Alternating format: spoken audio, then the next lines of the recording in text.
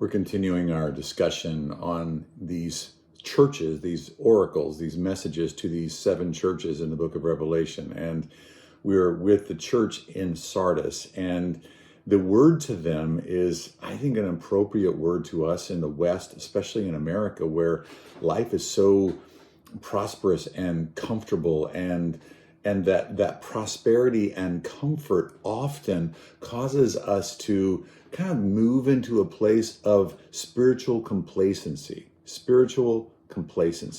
That is, that we invest in all of these other kinds of things. We invest in and even in good things, that we invest in our families. We invest in other people, but we don't invest in Jesus, and we don't invest in our walk with Christ. We don't do the things that actually are what a person who is vigilant, watching on the wall, so to speak, like a soldier watching on the wall. We don't do those things, and so slowly over time, our spiritual life just sort of gets sapped out of us for lack of attention. That the spiritual life must be fed. That there's got to be diligence for us to be able to grow in Christ. That it's imperative. It's not a sort of a negotiable kind of a thing. So many things are served to us on a silver platter that complacency is such an easy thing for us to get trapped into as spiritual beings, as Christ followers.